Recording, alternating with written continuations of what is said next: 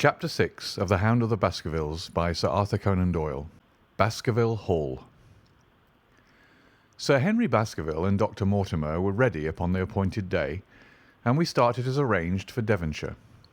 Mr. Sherlock Holmes drove with me to the station and gave me his last parting injunctions and advice. "I will not bias your mind by suggesting theories or suspicions, Watson," said he. "I wish you simply to report facts in the fullest possible manner to me, and you can leave me to do the theorising." "What sort of facts?" I asked.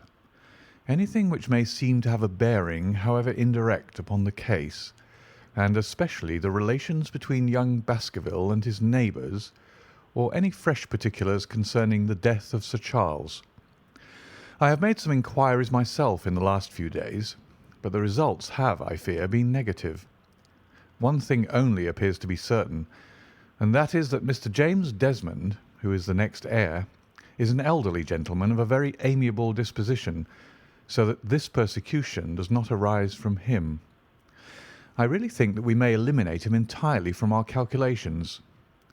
There remain the people who will actually surround Sir Henry Baskerville upon the moor. Would it not be well in the first place to get rid of this Barrymore couple?" "By no means. You could not make a greater mistake. If they are innocent, it would be a cruel injustice, and if they are guilty, we should be giving up all chance of bringing it home to them. No, no, we will preserve them upon our list of suspects. Then there is a groom at the Hall, if I remember right. There are 2 moorland farmers. There is our friend Dr. Mortimer, whom I believe to be entirely honest, and there is his wife, of whom we know nothing. There is this naturalist, Stapleton, and there is his sister, who is said to be a young lady of attractions. There is Mr. Frankland of Lafter Hall, who is also an unknown factor, and there are 1 or 2 other neighbours. These are the folk who must be your very special study." "I'll do my best." "You have arms, I suppose?" "Yes, I thought it as well to take them." "Most certainly. Keep your revolver near you night and day, and never relax your precautions." Our friends had already secured a first-class carriage, and were waiting for us upon the platform. "No, we have no news of any kind," said Dr. Mortimer in answer to my friend's questions. "I can swear to one thing, and that is that we have not been shadowed during the last 2 days. We have never gone out without keeping a sharp watch, and no one could have escaped our notice." "You have always kept together, I presume?" "Except yesterday afternoon. I usually give up one day to pure amusement when I come to town, so I spent it at the Museum of the College of Surgeons." "And I went to look at the folk in the park," said Baskerville. "But we had no trouble of any kind." "It was imprudent all the same," said Holmes, shaking his head and looking very grave. "I beg, Sir Henry, that you will not go about alone. Some great misfortune will befall you if you do. Did you get your other boot?" "No, sir. It is gone forever." "Indeed. That is very interesting. Well, good-bye," he added as the train began to glide down the platform. "Bear in mind, Sir Henry, one of the phrases in that queer old legend which Dr. Mortimer has read to us, and avoid the moor in those hours of darkness when the powers of evil are exalted." I looked back at the platform when we had left it far behind, and saw the tall, austere figure of Holmes standing motionless and gazing after us. The journey was a swift and pleasant one, and I spent it in making the more intimate acquaintance of my 2 companions, and in playing with Dr. Mortimer's spaniel. In a very few hours the brown earth had become ruddy, the brick had changed to granite, and red cows grazed in well-hedged fields, where the lush grasses and more luxuriant vegetation spoke of a richer, if a damper, climate. Young Baskerville stared eagerly out of the window and cried aloud with delight as he recognised the familiar features of the Devon scenery. "I've been over a good part of the world since I left it, Dr. Watson," said he, "but I've never seen a place to compare with it." "I never saw a Devonshire man who did not swear by his county," I remarked. "It depends upon the breed of men quite as much as on the county," said Dr. Mortimer. "A glance at our friend here reveals the rounded head of the Celt, which carries inside it the Celtic enthusiasm and power of attachment. Poor Sir Charles's head was of a very rare type, half Gaelic, half Ivernian in its characteristics. But you were very young when you last saw Baskerville Hall, were you not?" "I was a boy in my teens at the time of my father's death, and had never seen the Hall, for he lived in a little cottage on the south coast. Thence I went straight to a friend in America. I tell you it is all as new to me as it is to Dr. Watson, and I'm as keen as possible to see the moor." "Are you? Then your wish is easily granted, for there is your first sight of the moor," said Dr. Mortimer, pointing out of the carriage window. Over the green squares of the fields and the low curve of a wood there rose in the distance a grey, melancholy hill with a strange, jagged summit, dim and vague in the distance, like some fantastic landscape in a dream. Baskerville sat for a long time, his eyes fixed upon it, and I read upon his eager face how much it meant to him, this first sight of that strange spot where the men of his blood had held sway so long and left their mark so deep. There he sat with his tweed suit in the corner of a prosaic railway carriage, and yet as I looked at his dark and expressive face, I felt more than ever how true a descendant he was of that long line of high-blooded, fiery, and masterful men. There were pride, valour, and strength in his thick brows, his sensitive nostrils, and his large hazel eyes. If on that forbidding moor a difficult and dangerous quest should lie before us, this was at least a comrade for whom one might venture to take a risk with the certainty that he would bravely share it. The train pulled up at a small wayside station, and we all descended. Outside, beyond the low white fence, a wagonette with a pair of cobs was waiting. Our coming was evidently a great event, for station master and porters clustered round us to carry out our luggage. It was a sweet, simple country spot, but I was surprised to observe that by the gate there stood two soldierly men in dark uniforms, who leaned upon their short rifles and glanced keenly at us as we passed. The coachman, a hard-faced, gnarled little fellow, saluted Sir Henry Baskerville, and in a few minutes we were flying swiftly down the broad white road. Rolling pasture lands curved upward on either side of us, and old gabled houses peeped out from amid the thick green foliage. But behind the peaceful and sunlit countryside there rose ever, dark against the evening sky, the long, gloomy curve of the moor, broken by the jagged and sinister hills.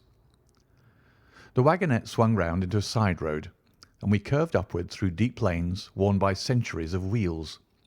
High banks on either side, heavy with dripping moss and fleshy hart's-tongue ferns.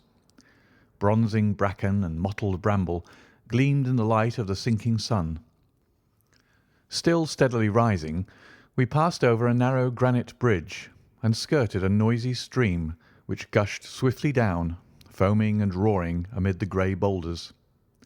Both road and stream wound up through a valley dense with scrub oak and fir. At every turn Baskerville gave an exclamation of delight, looking eagerly about him and asking countless questions. To his eyes all seemed beautiful, but to me a tinge of melancholy lay upon the countryside, which bore so clearly the mark of the waning year. Yellow leaves carpeted the lanes and fluttered down upon us as we passed.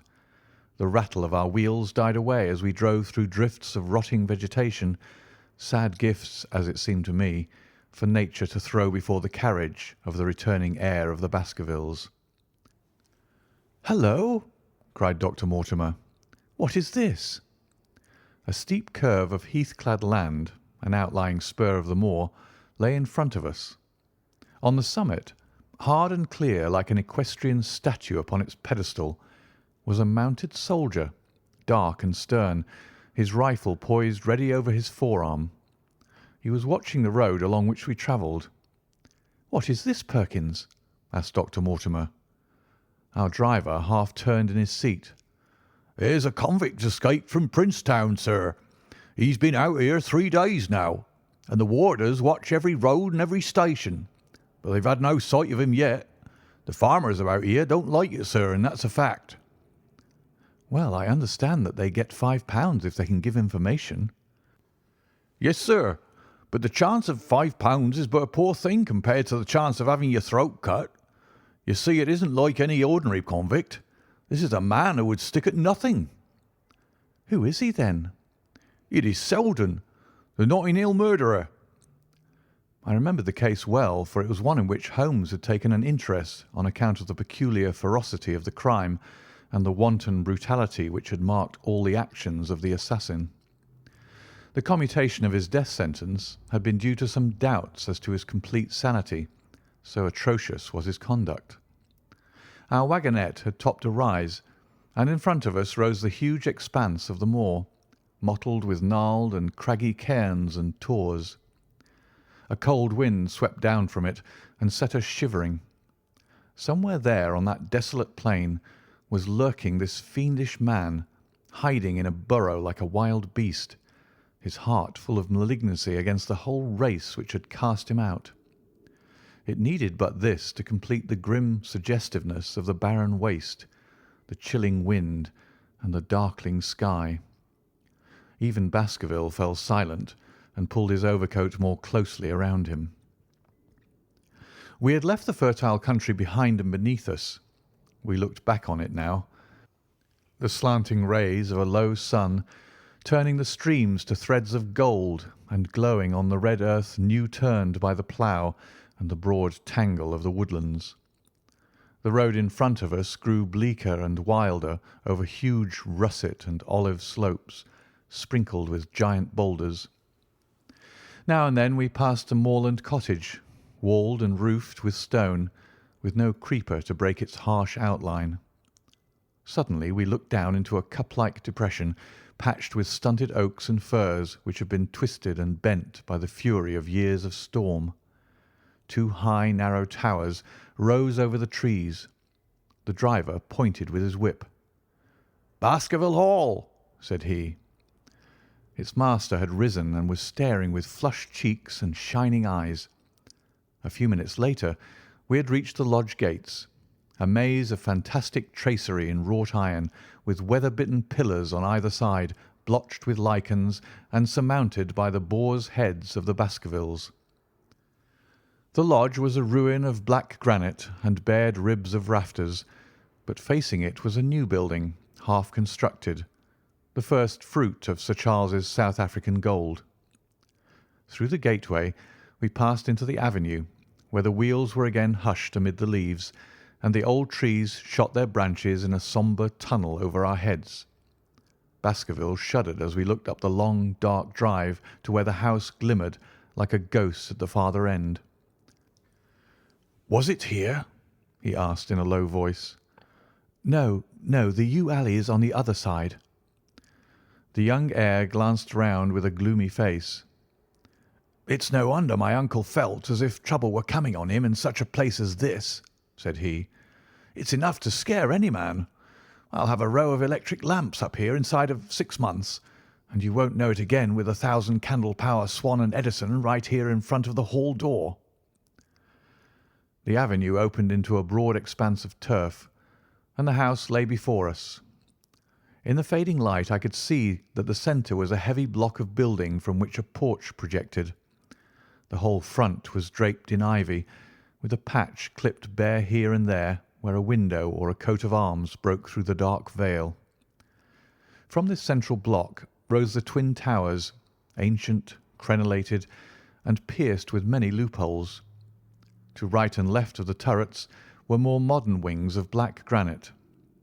A dull light shone through heavy mullioned windows, and from the high chimneys which rose from the steep, high-angled roof there sprang a single black column of smoke. "Welcome, Sir Henry! Welcome to Baskerville Hall!" A tall man had stepped from the shadow of the porch to open the door of the wagonette. The figure of a woman was silhouetted against the yellow light of the hall. She came out and helped the man to hand down our bags. "You don't mind my driving straight home, Sir Henry?" said Dr. Mortimer. "My wife is expecting me." "Surely you'll stay and have some dinner?" "No, I must go. I shall probably find some work awaiting me. I would stay to show you over the house, but Barrymore will be a better guide than I. Goodbye, and never hesitate, night or day, to send for me if I can be of service." The wheels died away down the drive while Sir Henry and I turned into the hall, and the door clanged heavily behind us. It was a fine apartment in which we found ourselves, large, lofty, and heavily raftered, with huge balks of age-blackened oak. In the great old-fashioned fireplace behind the high iron dogs, a log fire crackled and snapped. Sir Henry and I held out our hands to it, for we were numb from our long drive. Then we gazed round us at the high, thin window of old stained glass, the oak panelling, the stags' heads, the coats of arms upon the walls, all dim and sombre in the subdued light of the central lamp. "It's just as I imagined it," said Sir Henry. "Is it not the very picture of an old family home? To think that this should be the same hall in which for 500 years my people have lived. It strikes me solemn to think of it."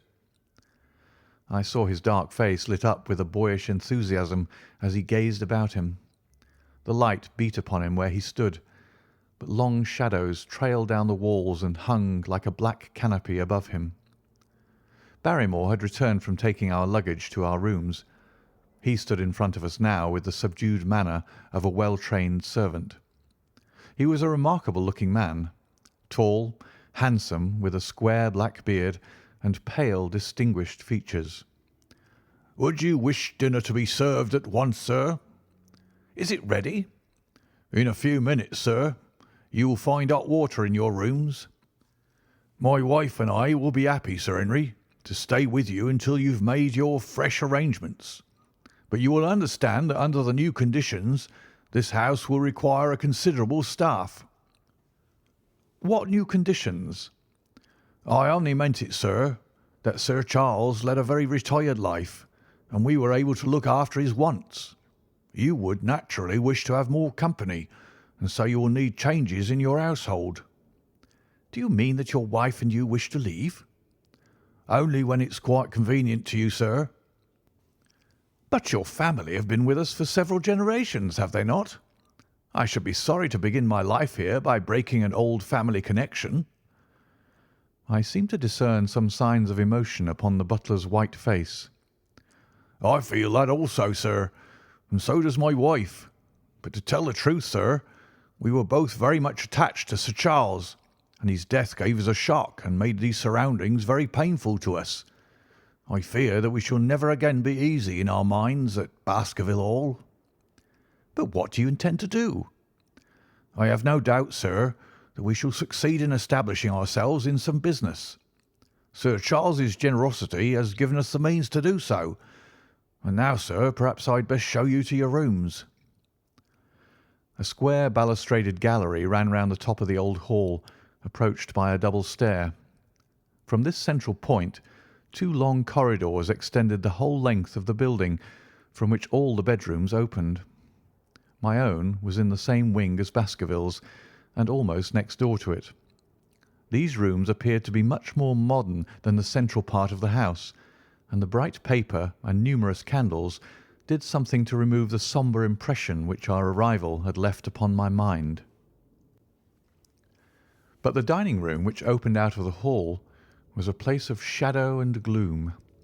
It was a long chamber with a step separating the dais where the family sat from the lower portion reserved for their dependents. At one end a minstrel's gallery overlooked it. Black beams shot across above our heads, with a smoke-darkened ceiling beyond them. With rows of flaring torches to light it up, and the colour and rude hilarity of an old-time banquet, it might have softened. But now, when two black-clothed gentlemen sat in the little circle of light thrown by a shaded lamp, one's voice became hushed and one's spirit subdued. A dim line of ancestors in every variety of dress, from the Elizabethan knight to the buck of the Regency, stared down upon us and daunted us by their silent company. We talked little, and I for one was glad when the meal was over and we were able to retire into the modern billiard-room and smoke a cigarette. "My word, it isn't a very cheerful place," said Sir Henry. "I suppose one can tone down to it, but I feel a bit out of the picture at present. I don't mind that my uncle got a little jumpy if he lived all alone in such a house as this. However, if it suits you, we will retire early tonight, and perhaps things may seem more cheerful in the morning." I drew aside my curtains before I went to bed and looked out from my window. It opened up upon the grassy space which lay in front of the hall door. Beyond, 2 copses of trees moaned and swung in a rising wind. A half-moon broke through the rifts of racing clouds. In its cold light I saw beyond the trees a broken fringe of rocks and the long, low curve of the melancholy moor. I closed the curtain, feeling that my last impression was in keeping with the rest. And yet it was not quite the last. I found myself weary and yet wakeful, tossing restlessly from side to side, seeking for the sleep which would not come. Far away a chiming clock struck out the quarters of the hours, but otherwise a deathly silence lay upon the old house. And then, suddenly, in the very dead of night, there came a sound to my ears, clear, resonant, and unmistakable. It was the sob of a woman, the muffled, strangling gasp of one who is torn by an uncontrollable sorrow. I sat up in bed and listened intently. The noise could not have been far away, and was certainly in the house.